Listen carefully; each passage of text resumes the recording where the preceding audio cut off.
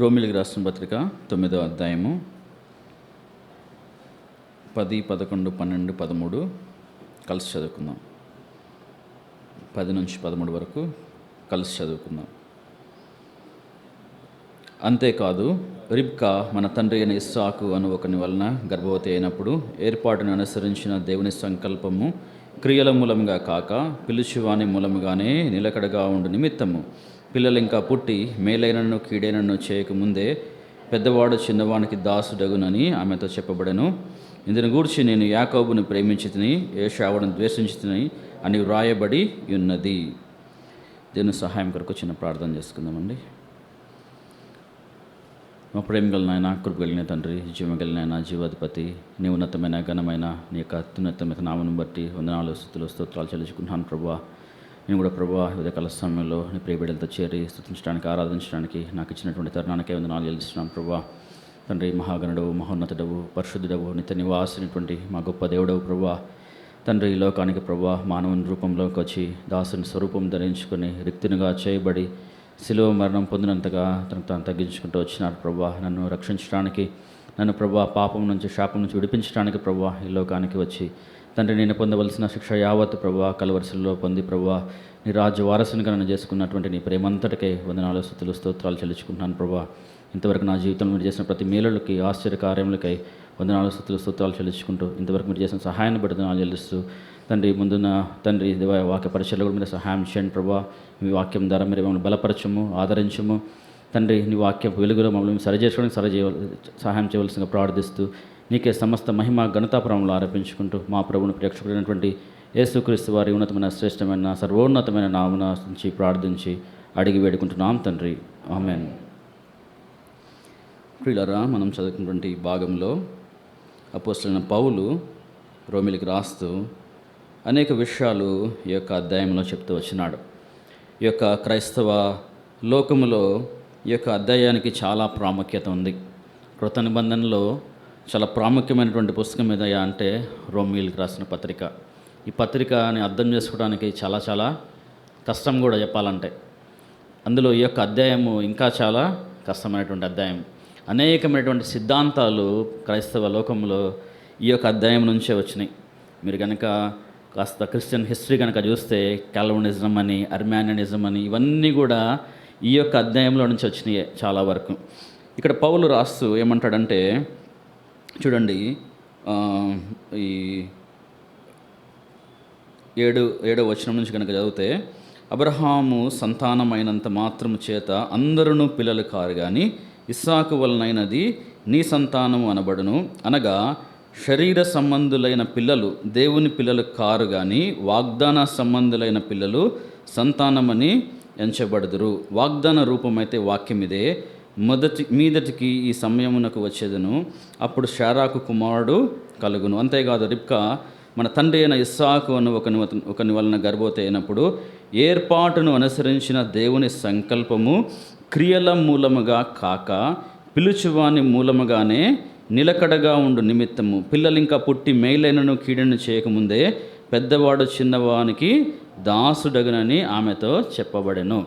చాలాసార్లు మనం ఏమనుకుంటామంటే మన క్రియలను బట్టి చాలా అనుకుంటూ ఉంటాం. వాక్యం ఏం చెప్తుందంటే, వారు ఇంకా పుట్టకముందే క్రియల మూలముగా కాక ఏర్పాటును బట్టి. ఇక్కడ మనకేం కనబడుతుంది అంటే ఈ యొక్క వచనంలో ఎలక్షన్ అనేది కనబడుతుంది. ఏర్పాటు, దేవుని యొక్క ఏర్పాటు. దేవుని యొక్క ఏర్పాటు ఎప్పుడు జరిగిందంట? వారు చేసినటువంటి క్రియలను బట్టి కాదు, దేవుని యొక్క సంకల్పమును బట్టి. వాళ్ళు ఇంకా పుట్టకముందే, మేలైన కీడైన చేయకముందే చిన్నవాడు పెద్దవాడు, చూడండి ఏంటంట, పెద్దవాడు చిన్నవానికి దాసుడు. అంటే ఇంకా క్లియర్గా ఏమని రాయబడిందంటే 13వ వచనంలో, యాకోబును ప్రేమించితిని, ఏశావును ద్వేషించితిని. అంటే వాళ్ళు ఇంకా పుట్టకముందే, వాళ్ళు ఇంకా క్రియలు ఏమి చేయకముందే దేవుడు ఎవరిని ఏర్పరచుకున్నాడు? దేవుడు యాకోబును ఏర్పరచుకున్నాడు. దేవుడు యాకోబును ఏర్పరచుకున్నాడు ఎందుకంటే ఆయన యాకోబు ఏదో మంచివాడని కాదు, యాకోబు క్రియలు ఏదో మంచివని కాదు, కానీ దేవుని యొక్క ఏర్పాటు యాకోబులో ఉంది. ఏశావును దేవుడు ఏం చేసినాడంట? ద్వేషిస్తూ వచ్చినాడు ప్రియమైన వారు. కొంత కనుక వీళ్ళ చరిత్ర కనుక చూస్తే, వారి యొక్క కుటుంబ పరిస్థితి కనుక చూస్తే ప్రియమైన వాళ్ళరా, చూడండి రండి, కొంత ఆది కాండంలో వారి యొక్క కుటుంబ పరిస్థితిని కనుక మనం చూసినట్లయితే, ఆది కాండము 29వ అధ్యాయం నుంచి మనము చూడొచ్చు. 25 నుంచి 25వ అధ్యాయము 27వ వచనం. ఆ చిన్నవారు ఎదిగినప్పుడు ఏశావు వేటాడుటయందు నేర్పరి అయి అరణ్యవాసిగా నుండెను, యాకోబు సాధువై గుడారములలో నివసించుచుండెను. ప్రియమైన వాళ్ళరా, ఇద్దరు కూడా కమల పిల్లలు, ఇద్దరు కూడా ఆ యొక్క తండ్రికి యాకోబుకి ఇస్సాకుకి పుట్టినటువంటి వారు. ఒకవేళ కనుక మనం కొంత వారి యొక్క తల్లిదండ్రులు కనుక చూస్తే, దేవుడు అబ్రహాంని ఏర్పరచుకున్నాడు కదా, దేవుడు అబ్రహాంని ఏర్పరచుకున్నాడు. మనం ఆదికాండం కనుక కొంత ధ్యానిస్తే 10 అధ్యాయాలంతా కూడా ఒక భాగం అయితే 11వ అధ్యాయం నుంచి ఇంకొక భాగం. మనం కనుక ఒక డ్యూరేషన్ కనుక చూస్తే, ఆదికాండము 10 అధ్యాయాలు ఒక 2000 సంవత్సరాలను చూపిస్తే, మిగతా 11వ అధ్యాయం నుంచి మలాకి వరకు మనకు హార్డ్లీ ఎంత కనబడుతుంది? ఒక 1000 నుంచి 1500 సంవత్సరాలే కనబడుతుంది. చూసినట్లయితే అబ్రహాం గురించి వాచ్మెన్ గారు ఒక బుక్ రాస్తూ వచ్చినాడు. అబ్రహాం గురించి ఏమని రాస్తూ వచ్చినాడు ఆయన? Abraham is the beginning of the recovery work of God అని రాస్తూ వచ్చినాడు. ఏంటంట, దేవుడు ఏ విధంగా అయితే ఆ యొక్క సృష్టి యావత్తును ఆ యొక్క జలప్రలయంలో ముంచివేసి కోల్పోతూ వచ్చినాడో, తిరిగి దేవుడు ఆదాము ద్వారా అయితే నష్టపోతూ వచ్చినాడో, అబ్రహాము ద్వారా తిరిగి మరి అంతా కూడా సమకూర్చుకోవడానికి దేవుడు అబ్రహామును ఏర్పరచుకున్నాడు. అబ్రహామును ఏర్పరచుకున్న తర్వాత దేవుడు అబ్రహాముని ఏర్పరచుకోవడంతోనే క్లియర్గా ఆయనకి మెసేజ్ ఇచ్చాడు. ఏం చెప్పాడంటే, ఇదిగో నువ్వు నీ దేశాన్ని విడిచిపెట్టు, నీ తండ్రి ఇంటిని విడిచిపెట్టి నేను నీకు చూపించే దేశానికి వస్తే నిన్ను ఇంతగా ఆశీర్వదిస్తా. ఎన్ని ఆశీర్వాదాలు? 7 ఆశీర్వాదాలు మనకి 12వ అధ్యాయంలో కనబడుతుంది. నిన్ను ఆశీర్వదించే వారిని ఆశీర్వదిస్తా, నిన్ను శపించే వారిని శపిస్తాను, ఈ దేశమంతా కూడా దేశమంతా నీకు ఇస్తానని ఎన్నో ఆశీర్వాదాలు దేవుడు అబ్రహాంకి ఇస్తూ వచ్చినాడు. తర్వాత ఏం చెప్తూ వచ్చినాడంటే, నీ కుమారులు లేకపోతే సూర్యుడున్నంత కాలం సింహాసనం మీద ఉంటారని ఆశీర్వదిస్తూ వచ్చినాడు. అయితే అబ్రహాము ఏం చేస్తూ వచ్చినాడంటే, ఆశీర్వాదం మీద ఆధారపడ్డా పూర్తిగా? మధ్యలో ఏమైంది? కొంత డీవియేషన్ అయింది. కొంత డీవియేషన్ ఎక్కడైంది? షారా వచ్చింది. దానికంటే 12వ అధ్యాయంలో మనం చూస్తే, 12వ అధ్యాయంలో ఎప్పుడైతే దేవుడు ఇన్ని ఆశీర్వాదాలతో అతన్ని పిలిచాడో, అదే అధ్యాయంలో కొంచెం కిందకి బొంగాలను ఏమొచ్చిందంట? ఐగుప్తులో కరువు వచ్చిందంట. నేను వాక్యం ఏం చూపియను, టైం పడుతుంది ఎక్కువ, నేను చెప్తాను. అయితే కరువు రాగానే దేవుడు అన్ని ఆశీర్వాదాలు అబ్రహాంకి ఇస్తే అన్నీ మర్చిపోయాడు. అబ్రహాం మర్చిపోయి ఏం చేశాడంటే, వెంటనే ఎక్కడికి వెళ్ళాడు? ఐగుప్తికి వెళ్ళాడు. ఐగుప్తికి వెళ్ళంగానే ఐగుప్తులో ఏముంది? సమృద్ధి ఉంది. అయితే ఐగుప్తికి వెళ్ళంగానే అక్కడ ఏమైందంటే, తన భార్య అయిన షారాని ఏం చెప్పాడు? తన సహోదరి అని చెప్తున్నాడు. అక్కడ ఫరో ఏం చేశాడంటే, ఆ షారా అమ్మగారిని తీసుకొని పోయి ఇంట్లో పెట్టుకున్నాడు. ఎంతో వేదనతో ఉన్నాడు అబ్రహాం.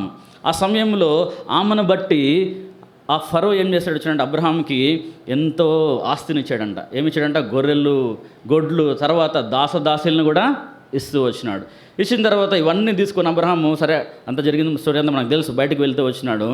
అయితే ఈ దాసదాసులు ఎవరున్నారు? హాగర్ కూడా ఉంది. సమయం వచ్చినప్పుడు షారా ఏం చేసిందంటే, హాగర్ని అబ్రహాంతో పంపిస్తే తన కుటుంబంలోనే నెమ్మది లేనటువంటి పరిస్థితి వచ్చింది. ప్రియమైన వారలారా, దేవుడు ఇచ్చినటువంటి వాగ్దానాన్ని మర్చిపోయాడు. ఈ దేశం అంతా నీకు ఇస్తానంటే ఆ దేశాన్ని విడిచిపెట్టి ఎక్కడికి వెళ్ళాడు? ఐగుప్తుకి వెళ్తూ వచ్చినాడు. కుటుంబ వ్యవస్థ అనేది ప్రియమైన వారలారా ఎంతో చిన్న భిన్నమైపోతూ వచ్చింది.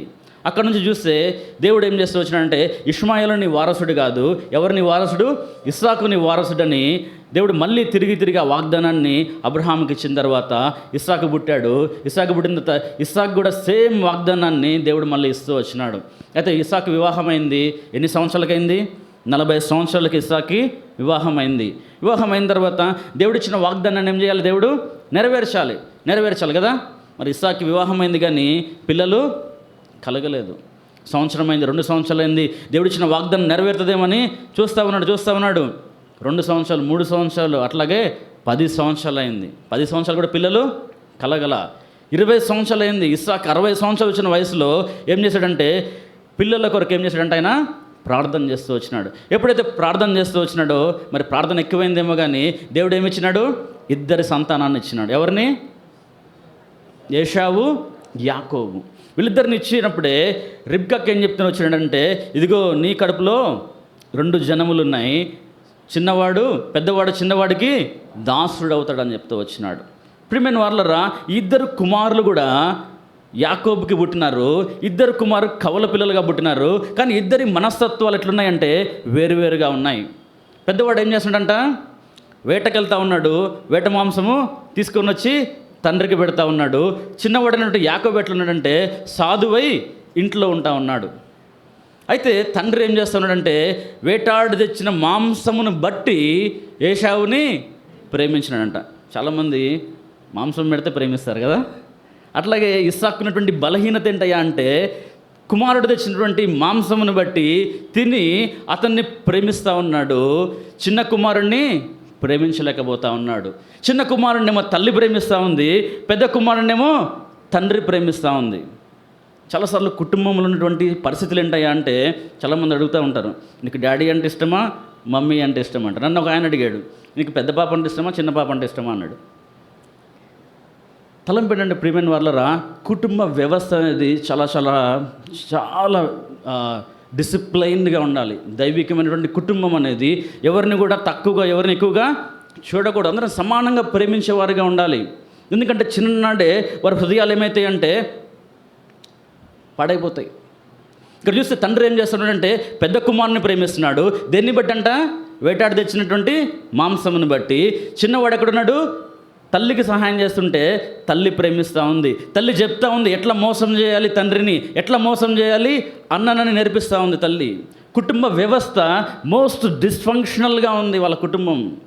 ప్రియమైన వారలరా, యాకోబు కుటుంబంలో ఎంతటి పరిస్థితులు వచ్చినాయి అంటే అటువంటి పరిస్థితులు వస్తూ వచ్చినాయి. ఏషావేమో వేటాడుతూ ఉన్నాడు. అడవి గాడిద స్వభావం కలిగినటువంటి ఏషావు, ఎదోమీయుడు ఏషావు. యాకోబు ఎట్లున్నాడంటే ఇంట్లో ఉన్నాడు, తల్లికి సహాయం చేస్తున్నాడు, కానీ పన్నాగాలు పండుతూ ఉన్నాడు. ఎట్లా జ్యేష్ఠత్వాన్ని తీసుకోవాలి, ఎట్లా ప్లాన్ చేయాలి. చూసినట్లయితే ఒక సమయం వచ్చింది, ఏషావు ఆకలితో వచ్చాడు. ఏమైందంట, ఎర్రగా కూర, చిక్కుడుకాయల కూర వండుతూ ఉన్నాడు యాకోబు. ఏమన్నాడంటే అది నాకు కొంచెం పెట్టు అంటే ఒక్క పూట కూటి కొరకు ఏం చేశాడంట, తన జ్యేష్ఠత్వాన్ని అమ్ముకున్నాడు.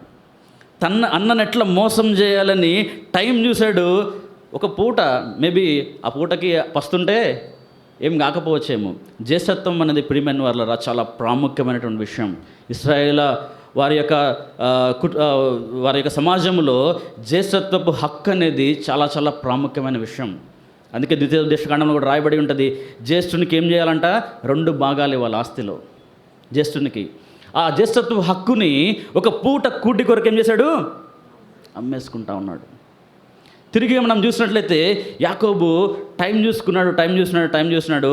ఒకరోజు రిబ్కా వినింది. ఏం వినిందంటే ఇస్సాకు ఏషావుని పిలిపించి నేను నిన్ను ఆశీర్వదించినట్లు నువ్వేం చేయాలి, నాకు మంచి మాంసం తీసుకొని వచ్చి వేటాడి మంచి మాంసం తీసుకొచ్చి నాకు వండి పెట్టు, నేను తిని తృప్తి పొంది నేను నిన్ను ఆశీర్వదిస్తా అన్నాడు. ఈ మాట ఎవరన్నారు, రిబ్కా వినింది. రిబ్కా విని ఏం చేసింది, యాకోబుని ఎట్లా రెడీ చేయాలో అట్లా రెడీ చేసింది, ఎట్లా అబద్ధం ఆడాలో చక్కగా నేర్పించింది. తల్లి ఎవరికి నేర్పించింది, తన కుమారుడికి నేర్పించిన తర్వాత ఇప్పుడు యాకోబు వచ్చినాడు, ఇస్సాక్కి భోజనం పెడుతూ వచ్చినాడు. పెట్టిన తర్వాత ఇస్సాకుని ఎట్లా మోసం చేశాడు మనకు అంతా కూడా తెలుసు. నీ పేరేమి అంటే ఏమన్నాడు, నా పేరు ఏషావు అన్నాడు. ఏమన్నాడు, ఏషావు అన్న తర్వాత ఆశీర్వాదాలన్నీ పొందుకున్న తర్వాత ప్రియమైన వార్లరా, తల్లి అంటుంది నీ అన్న నిన్ను చంపాలనుకుంటా ఉన్నాడు, నువ్వేం చెయ్యి, ఒక్కరోజే నా పిల్లలిద్దరిని పోగొట్టుకోవటము నాకు ఇష్టం లేదు కనుక నువ్వేం చేయి, ఇక్కడ నుంచి వెళ్ళిపో. చూడండి ఆదికాండము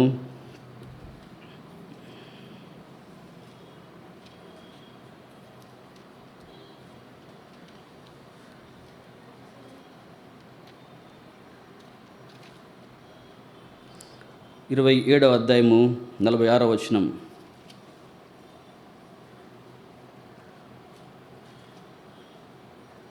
వచనం. మరియు రిబ్కా ఇస్సాకుతో, హేతు కుమార్తెల వలన నా ప్రాణం విసికినది. ఈ దేశస్థురాండ్రైన హేతు కుమార్తెల వీరి వంటి ఒకదాన్ని యాకోబు పెళ్లి చేసుకునేట నా బ్రతుకు వలన నాకు ప్రయోజనం ఏమనను. తర్వాత పైన ఉన్న వచనం చూడండి. ఒకనాడే మీ ఇద్దరిని నేను పోగొట్టుకునేలా నేను. ప్రియమైన వాళ్ళరా, ఇక్కడ చూస్తే కుటుంబ వ్యవస్థ అనేది వాళ్ళు ఎట్లున్నారంట. ఏశావు ఎవరిని పెళ్లి చేసుకున్నాడు? హేతు కుమార్తెలలో చేసుకుంటే వాళ్ళు ఎట్లున్నారంట చూడండి. 26వ వచనము, 26వ అధ్యాయము 34-35 వచనాలు. ఏశావు 40 సంవత్సరముల వాడైనప్పుడు హిత్తీయుడైన బెయేరి కుమార్తెయగు యెహోదీతును, హిత్తీయుడైన ఏలోను కుమార్తెయగు బాసెమతును పెండ్లి చేసుకును. వీరు ఇస్సాకునకును రిబ్కాకును మనోవేదన కలుగజేసిరి. ఇప్పుడు ఏశావు ఏం చేశాడంటే, వెళ్ళి తల్లిదండ్రులు చెప్పింది కాకుండా తన సొంతగా పోయి ఏం చేశాడు? హిత్తీయురాలైనటువంటి వారిద్దరిని పెళ్లి చేసుకున్నప్పుడు వారు ఏం చేశారంట? ఇస్సాక్కి రిబ్కాకి మనోవేదన కలగజేసిరి. ఇస్సాకు వల్లే వాళ్ళు ఎంతో కష్టపడతా ఉంటే ఇప్పుడు వారి యొక్క భార్యల వల్ల ఈ కుటుంబం ఎంతో మనోవేదన కింద వాళ్ళు ఉంటూ ఉన్నారు. ప్రియమైన వాళ్ళ తలంపు ఏంటంటే, ఈ కుటుంబ వ్యవస్థ అనేది ఏమాత్రం కూడా సరిగా లేదు. యాకోబు యొక్క కుటుంబం కనుక చూస్తే ఎక్కడ కూడా నెమ్మది లేనటువంటి పరిస్థితి. ఏశావు వెళ్ళి హిత్తీయుల్ని పెళ్లి చేసుకుంటే వాళ్ళు ఏం చేశారంటే తల్లిదండ్రులకి మనోవేదన తీసుకొని వచ్చినారు. అందుకే రిబ్కా ఏమంటుందంటే, నువ్వు ఇక్కడ ఉన్న వారి కనానీయులను ఎవరిని పెళ్లి చేసుకోకు, వెళ్ళి ఏం చేయి, నా సహోదరుడు లాబాను కుమార్తెల్లో ఒకదాన్ని పెళ్లి చేసుకోమంట. సరే, అక్కడ నుంచి యాకోబు బయలుదేరి వెళ్తూ ఉన్నప్పుడు మనకు తెలుసు బేతేల్ అనే ప్రాంతానికి వచ్చినాడు. దేవుడు అక్కడ యాకోబుకి ప్రత్యక్షమైనాడు. ఒక నిచ్చెన, ఆకాశాన్ని అంటుకున్నటువంటి నిచ్చెన అక్కడ కనబడుతూ వచ్చింది. యాకోబుకి దేవుడు ప్రత్యక్షమయ్యి ఎటువంటి వాగ్దానం చేస్తూ వచ్చినట్టు చూడండి. 28వ అధ్యాయము 14వ వచనం, 14వ వచనం. నీ సంతానము భూమి మీద లెక్కకు ఇసుక రేణువుల వలన నీవు పడమట తట్టును, తూర్పు తట్టును, ఉత్తరపు తట్టును, దక్షిణ తట్టును వ్యాపించదువు. భూమి యొక్క వంశములన్నీ నీ మూలమున, నీ సంతానము మూలముగాను ఆశీర్వదింపబడును. ఇదిగో నేను నీకు తోడయుండి నీవు వెళ్ళి ప్రతి స్థలమందు నిన్ను కాపాడుచు ఈ దేశమునకు నిన్ను మరలా రప్పించదును. నేను నీతో చెప్పినది నెరవేర్చు వరకు నిన్ను విడువనని చెప్పగా, అప్పటికి యాకోబు వయసు ఎంతయా అంటే 71 సంవత్సరాలు. ఎంత వయసు? 70 సంవత్సరాల వయసు అప్పటికి. ఇప్పుడు యాకోబు ఏం చేస్తున్నాడంటే, అన్న చంపుతాడేమో అని అన్న భయంతో ఇల్లు వదిలి వెళ్తూ ఉన్నాడు. మార్గ మధ్యలో చీకటి పడ్డది, ఒక దగ్గర పడుకున్నాడు. తల కింద ఒక రాయి పెట్టుకొని పడుకున్నప్పుడు దేవుడు ప్రత్యక్షమై ఆయనతో పలికినటువంటి మాటలు ఏంటంటే, భూమి మీద లెక్కకు ఇసుక రేణువులను నిన్ను దీవిస్తా, ఆశీర్వదిస్తా. ఇంకా ఏమన్నాడంటే, భూమి యొక్క వంశములన్నీ నీ మూలముగా ఆశీర్వదింపబడినని పెద్ద పెద్ద ఆశీర్వాదాలు యాకోబుకి ఇస్తే, యాకోబు యొక్క ఆలోచన ఎట్లుందంటే చూడండి కింద 20-21 వచనాల్లో. అప్పుడు యాకోబు, నేను తిరిగి నా తండ్రి ఇంటికి క్షేమముగా వచ్చినట్లు దేవుడు నాకు తోడయ్యుండి నేను వెళ్ళుచున్న ఈ మార్గములో నన్ను కాపాడి తినుటకు ఆహారమును ధరించుకొనుటకు వస్త్రములు నాకు దయచేసినడలా యెహోవా నాకు దేవుడయ్యుండును. చూసారా, దేవుడేమో అసలు ఈ దేశాన్నే నీకు ఇస్తానంటే ఈయనేమంటున్నాడు, తినటానికి ఆహారము, కట్టుకోవడానికి బట్టలు ఇస్తే అప్పుడు నువ్వు నాకు దేవుడు అయి ఉంటావు. తన ఆలోచన ఎట్లుందంటే కేవలము ఆ భోజనం గురించి, ఆ బట్టల గురించి. నన్ను కాపాడితే, నేను వెళ్ళే ప్లేస్ అన్నింటిలో కూడా నన్ను కాపాడితే అప్పుడు నువ్వు నాకు దేవుడు అయి ఉంటావు. అంటే తన ఆలోచన విధానము, లేకపోతే దేవుని యొక్క మాటలను అర్థం చేసుకోలేనటువంటి స్థితిలో ఉన్నాడు. దేవుని యొక్క ఆశీర్వాదాలని అర్థం చేసుకోలేనటువంటి స్థితిలో యాకోబు ఉండి, ఈ దేశాన్ని నీకు ఇస్తాను, భూమి మీద సమస్త వంశములు, ఒక వంశం కాదు, భూమి మీద ఉన్నటువంటి సమస్త వంశములు నీ వల్ల ఆశీర్వదింపబడుతున్నాయి అంటే ఈయనంటాడు, నాకు అన్నం పెట్టి నాకు వస్త్రాలు ఇస్తే అప్పుడు నువ్వు నాకు దేవుడు అయి ఉంటావు. ఇంకేమంటాడంటే, మరియు స్తంభముగా నేను నిలిపిన ఈ రాయి దేవుని మందిరమగును, మరియు నీవు నాకు ఇచ్చు యావత్తులో 10వ వంతు నిశ్చయంగా నీకు చెల్లించదును. ఏంటంట, నువ్వు నాకు ఇస్తే నిశ్చయంగా నేనేం చేస్తా, నా దశంభాగాన్ని నేను నీకు ఇస్తా. చాలాసార్లు దేవుడు మనల్ని కూడా ఎక్కడ ఉన్నతమైన స్థానంలో ఉంచాలని చూస్తే మనం ఏం చేస్తాము, లేదు దేవా నువ్వు నాకు ఒక చిన్నది ఇస్తే చాలా, నా ఉద్యోగంలో కొంచెం ప్రమోషన్, అప్పుడు నాకు దేవుడుగా ఉంటా, అప్పుడు నేను ప్రార్థన చేస్తా, అప్పుడు నేనేం చేస్తా, ఆరాధిస్తా, అప్పుడు నేను నా దశంభాగాన్ని ఇస్తా. ప్రభు మనల్ని తన కుమారుడిగా చేసుకొని ఆ రాజ్య వారసుడిగా మనల్ని చేసుకుంటే మనం ఏం చేస్తామంటే చిన్న చిన్న విషయాలను బట్టి ప్రభువుని ఏం చేస్తాము, మన ఆలోచన అంతా ఎక్కడ ఉంటుంది? చిన్న చిన్న విషయాలు. నా కూతురికి వివాహం జరగట్లేదు, లేకపోతే నా కుమారుడికి సరైన ఉద్యోగము రావట్లేదు, ఈ లోక సంబంధమైన వాటి మీదే మనము లక్ష్యం ఉంచేవారిగా ఉంటాం. ప్రభు ఏం చెప్తా ఉన్నాడంటే, నిన్ను భూమి మీద సమస్త వంశములని వల్ల ఆశీర్వదింపబడతాయి అని గొప్ప గొప్ప ఆశీర్వాదాలు యాకోబుకి ఇస్తే, యాకోబు ఆలోచన అంతా చాలా చిన్నగా ఉంది. సరే, ఇంకా ముందుకెళ్తే ఇక్కడ నుంచి వెళ్ళిన తర్వాత మనకు తెలుసు లాబాన్ దగ్గర ఎంతకాలం ఉన్నాడంట? 20 సంవత్సరాలు ఉన్నాడు యాకోబు. ఎంతకాలం ఉన్నాడు? 20 సంవత్సరాలు. 20 సంవత్సరాల్లో 7 సంవత్సరాలు కొలువు చేస్తూ వచ్చినాడు. అనుకున్నాడు రాహేల్ నుంచి పెళ్లి చేశాడు అనుకున్నాడు. కానీ మామ ఏం చేశాడు? లేయాని. తర్వాత రాహేల్ కొరకు మరి 7 సంవత్సరాలు కొలువు ఉన్నాడు. తర్వాత మామను మోసం చేశాడు, ఎంతో ఆస్తి సంపాదించుకున్నాడు. చాలాసార్లు మనం అనుకుంటాము, ప్రియమైన వాళ్ళరా, మనము ఒకళ్ళని ప్రేమించినప్పుడు అంటే, లేకపోతే మనం దేన్నైతే దేవుడు మనల్ని ఇచ్చాడు అనుకుంటాం, కానీ చాలాసార్లు చూస్తే దేవుని యొక్క సంకల్పం వేరు, మానవుని యొక్క ఆలోచన వేరు. చాలాసార్లు దాని గురించి బాగా క్రేవింగ్ మనకు ఉంటుంది, కానీ దేవుడు అది మనకి, దేవుని ఆలోచనలన్నీ కూడా వేరుంటాయి. దేవుడు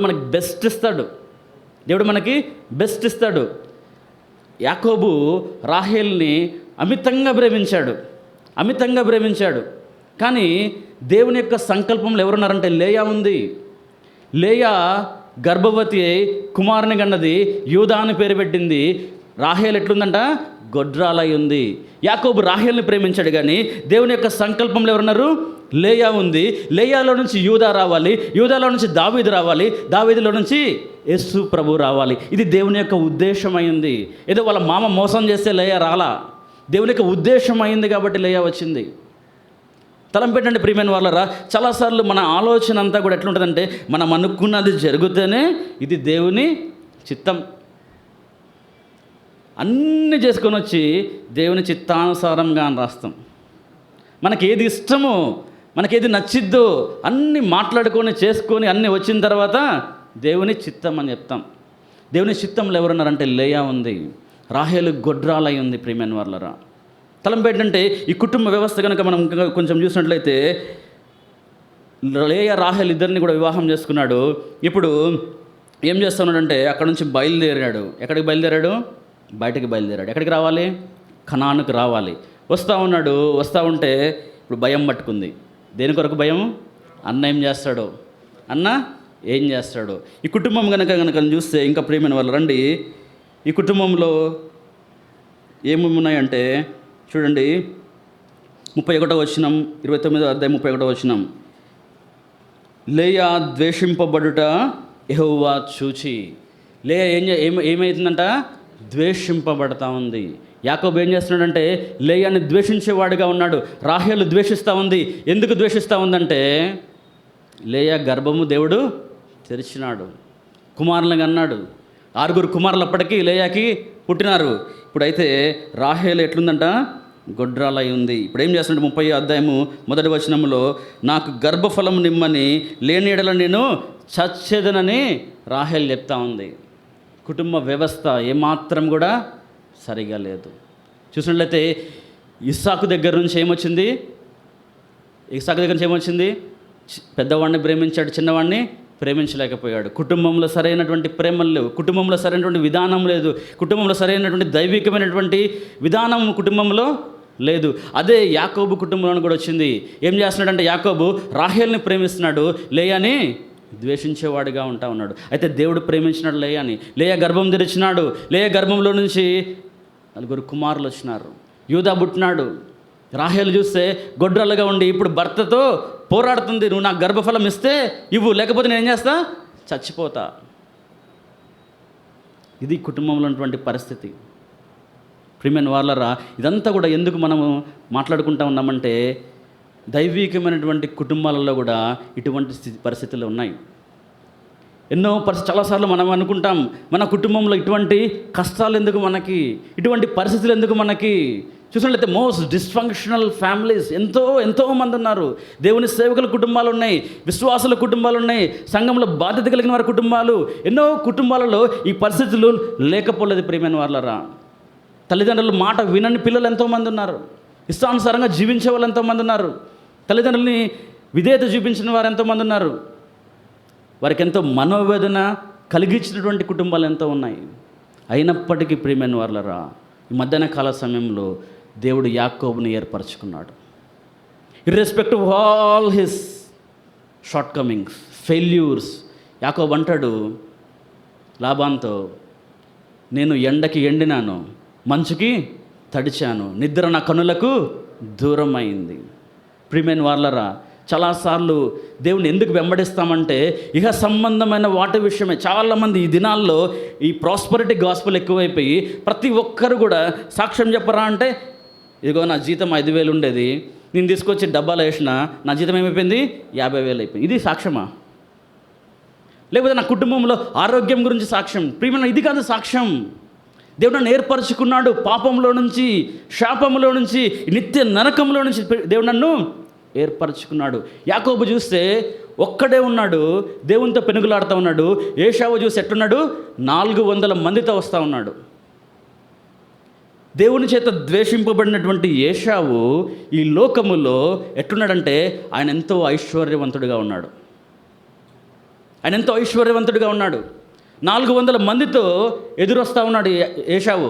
ఆయన గురించి ఏమని రాయబడిందంటే, ఏశావు గురించి, ఇశ్రాయేల్ మీద ఒక్క రాజు కూడా లేనప్పుడే ఏశావులో నుంచి ఎంతమంది రాజులు వచ్చారంట? 10 మంది రాజులు వచ్చినారు. ఏశావు ఎంతో ధనికుడైపోయినాడు. వాళ్ళు కలిసి నివసించడానికి వాళ్ళ ఆస్తి సరిపోలేదంట. ఏశావు గురించి రాయబడింది. వేరే దేశం అంతా కూడా ఏశావు యొక్క సంతానం నివసిస్తూ వచ్చినారు. తలంపు ఏంటంటే, మధ్యాహ్న కాల సమయంలో యాకోబుని దేవుడు ఏర్పరచుకున్నాడు. కానీ ఫరో అడుగుతాడు యాకోబుని, అయ్యా నీకు ఎన్ని సంవత్సరాలు అడిగితే, చూడండి ఆ మాట. యాకోబు అంటాడు,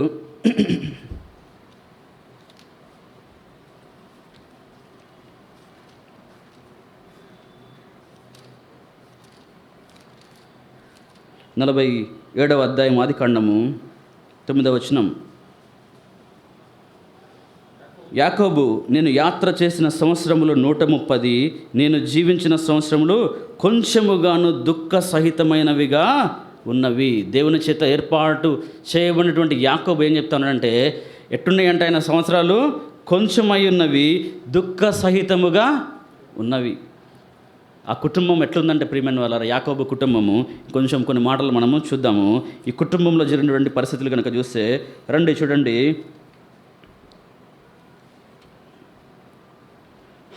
ఎప్పుడైతే వీళ్ళు కనానుకు వచ్చినారో ఇక్కడ జరిగినటువంటి విషయం ఏంటంటే 34వ అధ్యాయము. సరే, మనం ఇంకొంచెం ముందు నుంచి చదువుకుందాము. 31వ అధ్యాయము 40వ వచనం. 31:40 కాదమ్మా, 31 ఆదికాండం 40వ వచనం. పగటి ఎండకును రాత్రి మంచుకును నేను క్షీణించిపోతుని, నిద్ర నా కన్నులకు దూరమాయను. ఎవరు చెప్తున్నారు ఈ మాట? యాకోబు చెప్తా ఉన్నాడు. మరి దేవుడు యాకోబుని ఏర్పరచుకున్నాడు కదా. యాకోబుకి ఎన్ని ఇవ్వాలి? ఎంతో ఐశ్వర్యం ఇవ్వాలి, ఎంతో సుఖం ఇవ్వాలి, ఎంతో సమాధానం ఇవ్వాలి, ఎంతో నెమ్మది ఇవ్వాలి, ఎంతో ఆస్తిపాస్తులు ఇవ్వాలి, ఎంతో ఐశ్వర్యం ఇవ్వాలి. కానీ యాకోబు ఏం చెప్తున్నాడంటే, పగటి ఎండకును రాత్రి మంచుకును నేను క్షీణించిపోతుని, నిద్ర నా కనులకు దూరం ఆయనని చెప్తున్నాడు. ఆ తర్వాత మనకు తెలుసు, ఇక్కడ 33వ వచనంలో కనుక చూసి 33వ అధ్యాయంలో చూస్తే, యాకోబు కన్నులెత్తి చూసినప్పుడు ఏశావును అతనితో 400 మంది మనుషులను వచ్చుచుండిరి. ఆ తర్వాత వీరు ఎప్పుడైతే వచ్చిన తర్వాత 34వ అధ్యాయంకి వచ్చేసరికి ఇక్కడ ఏం జరిగిందంటే చూడండి, నేను చదువుతాను. లేయా యాకోబునకు కనిన కుమార్తె అయిన దీనా ఆ దేశపు కుమార్తెలను చూడ వెళ్ళెను. ఆ దేశము నేలిన హివీయుడైన హమోరు కుమారుడగు షెకెము ఆమెను చూచి ఆమెను పట్టుకొని ఆమెతో శయనించి ఆమెను అవమానపరచెను. యాకోబు కుటుంబంలో యాకోబు కుమార్తెన దీనా ఏం చేసిందంట, దేశాన్ని చూడడానికి బయటకు పోతే ఆ దేశపు ఆ యొక్క ఎవరు అతను నేలినవాడు, అతని కుమారుడైనటువంటి వాడు ఏం చేశాడంట, ఆమెను అవమానపరచను. షయ్య నుంచి ఏం చేశాడు? అవమానపరుస్తున్నాడు. యాకోబు కుటుంబాన్ని దేవుడు ఏర్పరచుకున్నాడు. యాకోబు కుమార్తె ఏమైపోయింది? అవమానపరచబడుతూ వచ్చింది, అత్యాచారం చేయబడుతూ వచ్చింది, అవమానపరచబడుతూ వచ్చింది. అక్కడతో ఆగలేదు ఆ యొక్క పరిస్థితులు. ఏమైపోయినాయి అంటే ఆ యొక్క దేశంలో ఉన్నటువంటి, ఆ యొక్క ఊరిలో ఉన్నటువంటి మగవారందరినీ కూడా వీళ్ళు ఏం చేశారు పోయి, చూడండి 25వ వచనం, 3వ దినమున వారు బాధపడుచుండగా యాకోబు కుమారులలో ఇద్దరు, అనగా దీన సహోదరుని షిమియోను లేవియు తమ కత్తులను చేతబట్టుకొని ఎవ్వరికీ తెలియకుండా ఆ ఊరి మీద పడి ప్రతి పురుషుణ్ణి చంపిరి. వారు హమోరును అతని కుమారుడైన షెకెమును కత్తివాత చంపి షెకెము ఇంటి నుండి దీనాను తీసుకొని వెళ్ళిపోయి. ప్రియమైన వార్లరా, ఇక్కడ చూసినట్లయితే తమ సహోదరుని చెరిపినందున యాకోబు కుమారులు చంపబడిన వారు ఉన్న చోటికి వచ్చి ఆ ఊరు దోచుకొని వారి గొర్రెలను, పశువులను, గాడిదలను ఊరిలోనిదేమి పొలములదేమి వారి ధనము యావత్తును తీసుకొని వారి పిల్లలందరినీ, వారి స్త్రీలను చెరపట్టి ఇండ్లలో ఉన్నదంతయు దోచుకొనిరి. యాకోబు కుమారుల్లో ఇద్దరు ఏం చేశారంట, వెళ్ళి ఆ దేశంలో ఉన్నటువంటి మగవారందరినీ కూడా చంపినారు. యాకోబు కుటుంబంలో ఎవరున్నారంటే అత్యాచారం చేయబడినటువంటి స్త్రీ ఉంది, కుమార్తె, మర్డర్స్ చేసినటువంటి కుమారులు ఉన్నారు. అక్కడతో ఆగల. ఆ కుటుంబంలో ఉన్నటువంటి పరిస్థితి ఏంటంటే ఇంకా 35వ అధ్యాయము 22వ వచనంలో, ఇశ్రాయేలు ఆ దేశంలో నివసించుచున్నప్పుడు రూబేను వెళ్ళి తన తండ్రి ఉపపత్ని అయిన బిల్హాతో సైనించును. ఆ సంగతి ఇశ్రాయేలునకు వినబడును. తన కుమారుడు ఏం చేస్తూ వచ్చినాడంటే వ్యభిచారం చేస్తూ వచ్చినాడు, పెద్ద పాపం చేస్తూ వచ్చినాడు. రూబేన్ తన పెద్ద కుమారుడు, యాకోబు యొక్క పెద్ద కుమారుడు తండ్రి యొక్క ఉపపత్నులతోనే సైనిస్తూ వచ్చినాడు. తలంపేంటంటే ప్రియమైన వారరా, this is most dysfunctional family. ఈ కుటుంబ వ్యవస్థ చూస్తే పెద్ద కుమారుడు అట్లా ఉంటే కుమార్తె పోయి ఇట్లా అయింది.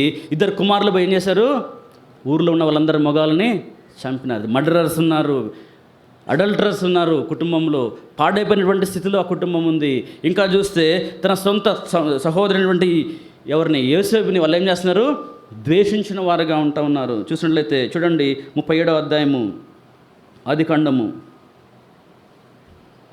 2వ వచనం చివరి భాగంలో ఏముందంటే, అప్పుడు యోసేపు వారి చెడుతనమును గూర్చి సమాచారము వారి తండ్రి యొద్దకు తెచ్చిచుండెను. కుమారులు ఎట్లున్నారంట, చెడిపోయిన వారు, చెడు పనులు చేసేవారు. వీరి యొక్క సమాచారాన్ని ఎవరు తీసుకొస్తున్నారు, యోసేపు తీసుకొస్తున్నాడు. కాబట్టి వీళ్ళు ఏం చేస్తున్నారంట, 4వ వచనంలో, అతని సహోదరులు తమ తండ్రి అతనిని తమ అందరికంటే ఎక్కువగా ప్రేమించట చూసినప్పుడు వారు అతని మీద పగబట్టి అతనిని క్షేమ సమాచారమైనను అడగలేకపోయిరి. ఏం చేశారంట, సహోదరులు పగబట్టారు. ఆ కుటుంబంలో పగలున్నాయి, ఆ కుటుంబంలో వ్యభిచారం ఉంది, ఆ కుటుంబంలో మర్డరర్స్ ఉన్నారు, ఆ కుటుంబంలో అత్యాచారమైనటువంటి పరిస్థితులు ఉన్నాయి. ఆ కుటుంబంలో యాకోబు ఇంకా మారలా. యాకోబు ఏం చేస్తున్నాడంటే తన కుమారులందరినీ వదిలిపెట్టి యోసేపుని ప్రేమిస్తున్నాడు. ఎందుకు ప్రేమిస్తున్నాడు? యోసేపు ఎవరు, రాహేలుకి పుట్టినవాడు యోసేపు. రాహేలు మీద ప్రేమ యోసేపు మీద చూపిస్తున్నాడు, కానీ పెద్దవాళ్ళ మీద ప్రేమ చూపించట్లా. దాన్ని బట్టి పెద్దవాళ్ళందరికీ ఏమొచ్చింది, యోసేపు మీద అసూయ పుట్టింది, ద్వేషం పుట్టింది, పగ పుట్టింది. కుటుంబ విలువలు లేనటువంటి పరిస్థితి, చెడిపోయినటువంటి పరిస్థితి, చెడిపోయిన హృదయాలు కలిగినటువంటి పరిస్థితి ఆ కుటుంబంలో ఉంది. అయినప్పటికీ ప్రియమైన వాళ్ళరా, దేవుడు ఎంత దయగలిగిన వాడంటే, ఇక్కడ చూస్తే యోసేపు పరిస్థితి కూడా ఒక 2 మాటలు చూసుకుందాం ముగించుకు ముందు. యోసేపు ఏం చేశాడు మనకు తెలుసు. వారు ఆయన ఏం చేశారు, అమ్మి వేసిన తర్వాత ఐగుప్తులో చేరాడు యోసేపు. ఐగుప్తులో చేరిన తర్వాత ఐగుప్తులో ఆయన ఏమయ్యాడంట, ప్రధానమంత్రి కూడా అయిపోయాడు కదా. చాలామంది సండే స్కూల్లో కూడా చెప్తారు, నేను కూడా చెప్పిన ఇంతకుముందు. ఏం చెప్పానంటే యోసేపు ఎంతో హ్యూమిలియేట్ చేయబడ్డాడు. ఆయన ఏం చేశారు, అమ్మి వేశారు, ఆ యొక్క గుంటలో పడవేశారు, చంప చూశారు. అయితే యోసేపుని దేవుడు ఏం చేశాడు, ప్యాలెస్లోనికి తీసుకొని పోయాడు అనుకుంటాం. కానీ యోసేపు యొక్క జీవితం కనుక చూస్తే, యోసేపు ఎక్కడున్నాడు, ఒక అన్య దేశంలో ఉన్నాడు. ఎక్కడున్నాడు, ఐగుప్తులో ఉన్నాడు. ఐగుప్తులో దేవునికి ఆరాధించే స్థలం కాదు ఐగుప్తు. అందుకే మోషే ఏమంటాడంటే, మా దేవుడిని మేము ఆరాధించుకోవడానికి 3 దినాల ప్రయాణం చేసేంత దూరం పోయి మేము ఆరాధించాలి. ఎందుకంటే ఐగుప్తు దేశం అనేది దేవుని ఆరాధించే స్థలము కానే కాదు. అటువంటి ఐగుప్తు దేశంలో యోసేపు ఎక్కడున్నాడు, ఫరో కింద ప్రధానమంత్రిగా ఉన్నాడు. ఇప్పుడు ఏం చేశాడంటే ఫరో ఐగుప్తులో యోసేపు యొక్క పేరు కూడా మార్చాడు. ఏం పెట్టాడు, ఐగుప్తు పేరు పెట్టాడు. ఇశ్రాయేల్ పేరు తీసేసి హెబ్రీ పేరు తీసేసి ఏం చేశాడు, జఫ్నత్ ఫనే అని పెట్టాడు. చూడండి,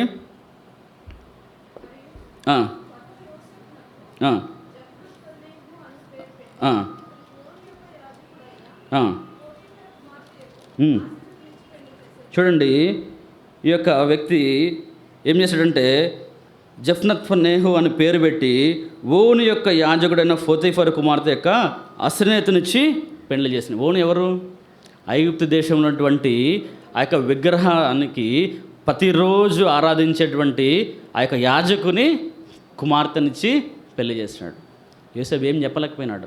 యోసేపు ఏమి అడ్డు చెప్పలేకపోతూ వచ్చినాడు. తన పేరు మార్చిన అడ్డు చెప్పలేకపోతూ వచ్చినాడు. తీసుకుపోయి ఒక అన్నిరాల నుంచి పెళ్లి చేసినా కానీ ఏం చెప్పలేకపోతూ వచ్చినాడు. తలంపేంటంటే చాలామంది ఏమనుకుంటామంటే అది ఆశీర్వాదం అనుకుంటాం. ఐగుప్తులో దేవుడు యోసేపుని ఎంతో ఆశీర్వదించాడు అనుకుంటాం, కానీ ఏం ఆశీర్వాదం అది? ఒక అన్య స్త్రీని, విగ్రహానికి పూజించే ఒక అన్యుని కుమార్తె నుంచి యోసేపుకి వివాహం ఆడితే తన పేరు కూడా హెబ్రీ పేరు తీసేసి ఐగుప్తు పేరు పెడితే అదే పేరుతో ఆయన అక్కడ జీవించాల్సి వచ్చింది. ఒకవేళ కనుక అది ఆశీర్వాదం అయితే దానియేలు అంటాడు, రాజు భుజించు భోజనం మేము తిని మమ్మల్ని మేము అపవిత్రపరచుకోము అంటాడు. ఎందుకంటాడు అది? ఒకవేళ ఇది కరెక్ట్ అయితే అది కూడా కరెక్టే. మోషే అంటాడు, అల్పకాల పాప భోగం అనుభవించడం కంటే దేవుని ప్రజలతో శ్రమ అనుభవించడం మేలనుకొని ఫరో కుమార్తె యొక్క కుమారుడు అనిపించుకోవడానికి ఇష్టపడలా, తను అపవిత్రపరచుకోవడానికి ఇష్టపడలా. కానీ యోసేపు ఎక్కడ ఉన్నాడంటే ఐగుప్తులో ఉన్నాడు. ఐగుప్తులో ఉన్నటువంటి ఆ యొక్క ఫరోకి దాసుడిగా ఉన్నాడు. అన్య స్త్రీని వివాహం ఆడుతూ వచ్చినాడు. అన్య పేరు తగిలించుకున్నాడు. అందుకే యోసేపు ఏమంటాడంటే చివరిలో, ఇదిగో దేవుడు మిమ్మల్ని జ్ఞాపకం చేసుకుంటాడు. ఒకరోజు జ్ఞాపకం చేసుకుంటాడు కాబట్టి నా శల్యములను ఇక్కడ పాతిపెట్టడానికి వీల్లేదు. ఐగుప్త్ ఈజ్ నాట్ మై ప్లేస్. ఎక్కడ చేయాలి? నా యొక్క సమాధి ఎక్కడ చేయాలి? ఖనాన్లో చేయాలి. అక్కడ ఉంటాను కూడా ఇష్టపడలా. తలంపెండండి ప్రియమైన వాళ్ళరా, ఈ కుటుంబ విలువలు, కుటుంబ పరిస్థితులన్నీ కూడా అత్యంత భయంకరంగా ఉన్నాయి. ఈ మధ్యాహ్న కాల సమయంలో చూసుకున్నట్లయితే దేవుడు యాకోబుని ప్రేమించాడంట, ఏశావుని ద్వేషించాడంట. ఈ లోకరీతిగా చూస్తే యాకోబు అత్యంత దయనీయంగా ఉన్నాడు. ఏశావు అయితే ఆయన గురించి ఏమని రాయబడిందంటే, ఇశ్రాయేలు మీద ఒక రాజు కూడా లేనప్పుడే వాళ్ళలో నుంచి 10 మంది రాజులు వచ్చినారు. ఎంతో ఆస్తి ఐశ్వర్యం ఉంది. ఒకవేళ కనుక వాళ్ళిద్దరిని మనం ముందు పెడితే ఎవరు దేవుని చేత ఆశీర్వదింపబడ్డారంటే ఏం చెప్తాం? టక్కనేం చెప్తాం? ఏశావు అని చెప్తాం కదా.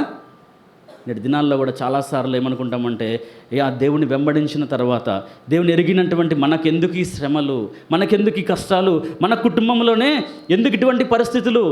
అన్యులు బాగానే ఉన్నారు కదా, మనకంటే నామకార్థ క్రైస్తవులు బాగానే ఉన్నారు కదా. చాలాసార్లు మనం ఎట్లా ఫీల్ అవుతామంటే, మన కుటుంబంలోనే ఎందుకు ఈ పరిస్థితులు, నాకే ఎందుకు ప్రమోషన్ రావట్లేదు, నాకే ఎందుకు ఈ అనారోగ్య సమస్యలు, నా కుటుంబంలోనే ఎందుకు ఈ పరిస్థితులు? ప్రియమైన వాళ్ళరా, దేవుడిని ఏర్పరచుకున్నాడు. ఎట్లా ఏర్పరచుకున్నాడంటే, జగత్తు పునాది వేయబడకుంటే ప్రేమ చేత క్రీస్తుల మనలను ఏర్పరచుకున్నాడు. దేవుని ఇంట్లో పనిచేయడానికి మనల్ని ఏర్పరచుకున్నాడు. తన కుమారులుగా ఉండడానికి మనల్ని ఏర్పరచుకున్నాడు. ఒకరోజు ఈ లోకం అంతటిని మనము విడిచిపెట్టాల్సిందే. ఈ లోకంలో ఏది సంపాదించినా, ఎంత ఐశ్వర్యం ఉన్నా, ఎంత ఆస్తిపాస్తులున్నా, ఏశావు వల్లే 400 మంది ఆయన పక్కన ఉండి, ఒకవేళ దేవుడు మన పక్కన లేకపోతే, యాకోబు వైపు ఎవరున్నారు? దేవుడు ఉన్నాడు. ఏశావు వైపు ఎంతమంది ఉన్నారు? 400 మంది ఉన్నారు. ఒకవేళ నీ పక్షాన అందరూ ఉండి దేవుడు లేకపోతే, యాకోబు పక్షాన ఎవరంటే దేవుడు ఉన్నాడు. ఇది మన పక్షాన ఇంతమంది లోకంలో ఉండగా దేవుడు మనల్ని ఎందుకు ఏర్పరచుకున్నాడంటే అది మనకు తెలియదు. మన మంచితనం బట్టి కాదు, మన క్రియలను బట్టి కాదు, మన మీద మంచివారం అని కాదు, యాకోబు మీద మంచివాడని కాదు. యాకోబు కుటుంబం దైవికంగా ఉందా? అత్యంత దౌర్భాగ్యమైన స్థితిలో ఉంది యాకోబు కుటుంబం. అయినా దేవుడు ఏర్పరచుకున్నాడు. దేవుడు తనను తాను సంబోధించుకోవడానికి కూడా ఎట్లా సంబోధించుకున్నాడంటే, చివరికి నేను అబ్రహాము, ఇస్సాకు, యాకోబుల దేవుడు నన్ను సంబోధించుకుంటూ వచ్చినాడు. ఈ దినాన దేవుని నామము నీ మీద, నా మీద ఉంది. వాళ్ళు దేవుని బిడ్డలయ్యా అంటారు, వారు విశ్వాసులు అంటారు. దేవుని నామాన్ని మనం మోసేవారుగా ఉన్నాం. ఈ మధ్యాహ్న కాల సమయంలో కొన్నిసార్లు కృంగిపోతూ ఉంటాం పరిస్థితులను బట్టి. కొన్నిసార్లు అత్యంత పరిస్థితులు భయంకరంగా ఉంటాయి. చాలాసార్లు మనం ఏమనుకుంటామంటే, దేవుడు నాకే ఎందుకు కష్టాలు తీసుకొని వస్తున్నాడు, మా కుటుంబంలోనే ఎందుకు పరిస్థితులు తీసుకొని వస్తూ ఉన్నాడు. ఇంత సేవ చేశారు కదా మా తల్లిదండ్రులు. నేను కూడా అనుకునేవాడిని చిన్నప్పుడు, అరే మా నాన్న ఇంత సేవ చేశాడు, అసలు మా నాన్న 1951లో సేవకు వచ్చాడు, నిక్కర మీద ఇల్లు వదిలిపెట్టుకొని బక్సింగార్ దగ్గర ఏలీమని, ఇప్పుడు హెబ్రోన్ లేకముందు నుంచి ఉన్నారు. ఒక పూట తిండి కూడా దొరికేది కదండి వాళ్ళకి ఆ రోజులలో. అలాంటి పరిస్థితి వాళ్ళది. ఎంతో కష్టంతో దేవుని పని చేస్తూ వచ్చినారు. దగ్గర కోల్ బెల్ట్ ఏరియా అంతా కూడా ఆయన కట్టినటువంటి మందిరాలే ఉన్నాయి. అటువంటిది 14-15 సంవత్సరాల వయసులో ఆయన సేవకు వస్తే ఆయనకు పెళ్ళి ఎప్పుడైందంటే 48 సంవత్సరాలకి అయింది. ఎప్పుడైంది? 48 ఇయర్స్కి అయింది. ఆ వయసులో ఆయన వివాహం చేసుకుంటే 3 పిల్లలం మేము, నేనే పెద్దోడిని. నాకు కరెక్ట్గా 18 సంవత్సరాలు వచ్చేసరికి ఆయనకు 70 సంవత్సరాలు వచ్చినాయి, అప్పటికైనా మరణించాడు. ఇంత సేవ చేశారు, ఇంత కష్టపడ్డారు, ఈ పరిస్థితులు ఏంటి అని చాలాసార్లు అనిపించేది. అయితే దేవుని యొక్క అది మనము ఆయనను రోజు రోజు ఎరుగుతూ ఉంటే మనకు అర్థమయ్యేది ఏంటంటే, ఇహ సంబంధమైన విషయాలను బట్టి మనం ఏం చేస్తామంటే దేవుని ఆశీర్వాదాన్ని కొలిచేవారుగా ఉంటాం. కొన్నిసార్లు ఇప్పుడు నన్ను అంటే నాకు సిగ్గు అనిపిస్తుంది. చాలామంది ఏమంటారంటే, అరే దేవుడు వాళ్ళని భలే ఆశీర్వదించాడు అంటారు. ఏం ఆశీర్వాదం అంటే, వాళ్ళకి ఉద్యోగాలు ఇచ్చాడు, వాళ్ళ కుటుంబాలు బాగున్నాయి, వాళ్ళు ఇల్లు కొనుక్కున్నారు, వాళ్ళు కార్లలో తిరుగుతున్నారు, ఇవన్నీ అంటుంటే చాలా షేమ్ అనిపిస్తుంది. ఇది నిజమైన ఆశీర్వాదమా అనిపిస్తుంది. ఒకవేళ అదే ఆశీర్వాదం అయితే ఏశావు ఇంకెక్కువ ఆశీర్వదింపబడ్డాడు కదా యాకోబు కంటే. భక్సింగ్ గారు అంతా సేవ చేశాడు కదా. భక్సింగ్ గారి గురించి ఏమంటారంటే మోడర్న్ అపోస్తుల్ పౌలు అంటారు ఆయన్ని. అంత కష్టపడ్డాడు కదా, అంత సేవ. మా ఏరియా ఇల్లంద అనే ప్రాంతంలో ఆయన 79లో వచ్చారు. ఆయన వచ్చినప్పుడు మాకు ఒక చిన్న బ్రాంచ్ ఉంది కొల్లాపురం అని. నాకు ఊహ తెలిసి నేను వెళ్ళే టైం కూడా ఆ ఊరికి కరెంట్ లేదు. ఆయన వచ్చినప్పుడు ఏం చేశారంటే ఒక పశువుల పాక, బర్రెలన్నీ కూడా బయట కట్టేసి దాన్ని క్లీన్ చేసి ఒక నులక మంచం వేస్తే అక్కడే ఉండి ప్రార్థన చేసుకొని అక్కడ మందిరం ఉంది ఈరోజు. అంత ప్రయాసపడినటువంటి భక్సింగ్ గారు చివరి దినాల్లో ఇంచుమించు 15-16 సంవత్సరాలు ఆయన ఎక్కడున్నాడు? మంచం మీద ఉన్నాడు. మరి ఇంతగా చేసినటువంటి పనిని బట్టి దేవుడు ఎంత ఆశీర్వదించాలి? పౌలు చేసిన పనిని బట్టి ఎంతగా ఆశీర్వదించాలి పౌల్ని? ఏం చేయబడ్డారు వాళ్ళు? లాస్ట్లో శిరచ్ఛేదనం చేయబడుతూ వచ్చినాడు పౌలు. భక్సింగ్ గారు చూస్తే 15-16 సంవత్సరాల పాటు మంచాల మీదే ఉన్నాడు ఆయన. ఎన్నో సమస్యలు, ఎన్నో పరిస్థితులు, ఇవన్నీ కూడా ప్రియమైన వారలరా ఈ లోకం వరకే. అందుకే యాకోబు ఏం చేశాడంటే, నీవు నన్ను ఆశీర్వదిస్తేనే తప్ప నేను నిన్ను, ఎంత ఆస్తుంది కదా, ఇంకేం ఆశీర్వాదం కావాలంటే ఈ ఆశీర్వాదం కాదు. అందుకే అంటాడు కదా, పరసంబంధమైన ఆశీర్వాదం అంటాడు. ఏంటది? పరసంబంధమైనటువంటి ఆశీర్వాదం. దానికి నేను పాత్రులమైన తర్వాత ఇహ సంబంధమైన వాటి విషయమై నువ్వు పెద్దగా వర్రీ కాకు. నీ పక్కన ఉన్నవాడు నీకంటే ఎక్కువ 2 బిల్డింగ్లు కట్టాడు అనుకోండి, చూసి సంతోషించి అంతే, బాధపడకు. ఎందుకంటే ఆ బిల్డింగ్లో ఒకరోజు దేవుడు అగ్ని చేత కాల్చబోతూ ఉన్నాడు. నీకు ఒక బిల్డింగ్ ఉంది, మ్యాన్షన్ ఉంది, అది ఎక్కడుంది? పరలోకంలో ఉంది. అక్కడ దొంగలు ఉండరు, చిమ్మెట కొట్టదు. అక్కడ నీ ఆస్తి భద్రంగా ఉండబోతూ ఉంది.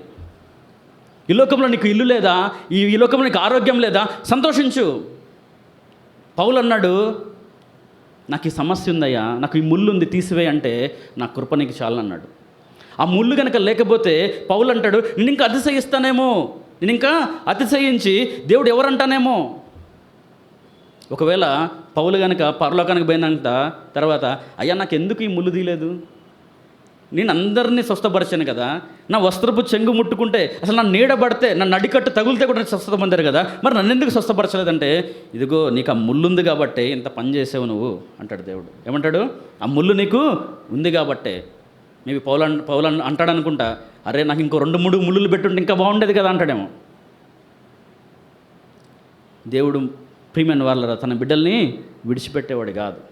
యాకోబు జీవితం కనుక చూస్తే ఎంతో డిస్ఫంక్షనలిజం ఉంది కుటుంబంలో, అయినప్పటికీ కూడా యాకోబుని దేవుడు ప్రేమించినాడు, యాకోబుని దేవుడు ఏర్పరచుకున్నాడు. ఒక్క మాట చదువుకొని మనము బలంలోకి ప్రవేశిద్దాం రండి. దేవుడు మనల్ని ఎందుకు ఏర్పరచుకున్నాడు అంటే ఒక మాట చదువుకొని మనం ముగించుకుందాం. రెండవ దినవృత్తాంతములు గ్రంథము 29వ అధ్యాయము 11వ వచనం చదువుకుందాం అందరం కలిసి.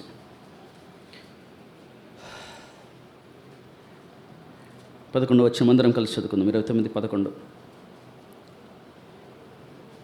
నా కుమారులారా, తనకు పరిచారకులై ఉండి ధూపము వేయుచుండుటకును తన సన్నిధిని నిలుచుటకును తనకు పరిచర్య చేయుటకును యెహోవా మిమ్మును ఏర్పరచుకునేది కనుక మీరు అశ్రద్ధ చేయకుడి. దేవుడు మళ్ళీ ఎందుకు ఏర్పరచుకున్నాడు? తనకు పరిచారకులై ఉండి. దేని కొరకంట?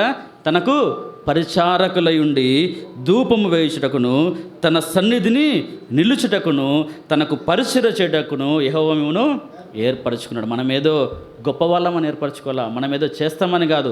మనం దేవుడు ఎందుకు ఏర్పరచుకున్నాడు మనల్ని అంటే తనకు పరిచర్య చేయటానికి. ఎంతమంది పరిచర్య చేస్తున్నాం దేవునికి?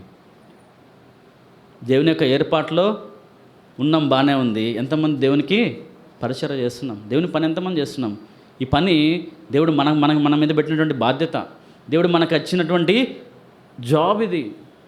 ఇదేదో టైంపాస్గా చేసేది కాదు, సమయం ఉన్నప్పుడు చేసేది కాదు. ఇది ఖచ్చితంగా మనం చేయవలసిందే. దేవుడు ఎందుకు ఏర్పరచుకున్నాడంటే మీకు సమయం ఉన్నప్పుడు పరిచర్య చేయమని చెప్పలా. మీరు ఏం చేయాలి? పరిచర్య చేయవలసిందే. ఈ లోకంలో మనం జన్మించేది, జీవించేది దేని కొరకయ్యా అంటే ప్రభు కొరకే. అందుకంటాడు కదా, మీరు భోజనం చేసినను పానం చేసినను దేవునికి మహిమార్థంగా, మహిమ కొరకే చేయాలి. మన కొరకు కాదు, మన కుటుంబం కొరకు కాదు. దేవుని మందిరానికి వస్తే ఇవాళ రాకపోతే అమ్మో మా కుటుంబంలో ఏమైద్దో అని భయంతో కాదు వచ్చేది. అర్థమైందా? దేవుణ్ణి మహిమపరచడానికి మనం ఏది చేసినా ఆయన కొరకే మనం జీవించాలి. ఆయన కొరకే, మన కుటుంబం కొరకు కాదు, పిల్లల కొరకు కాదు, మన కొరకు కానే కాదు, ఆయన కొరకే జీవించాలి. అందుకే పౌలు గారు అంటారు, బ్రతుకుట క్రీస్తే, బ్రతుకుట క్రీస్తే. ఒకటే మాట, బ్రతుకుట క్రీస్తే. నా ఊపిరి పీల్చుకునే దేని కొరకు? క్రీస్తు కొరకే.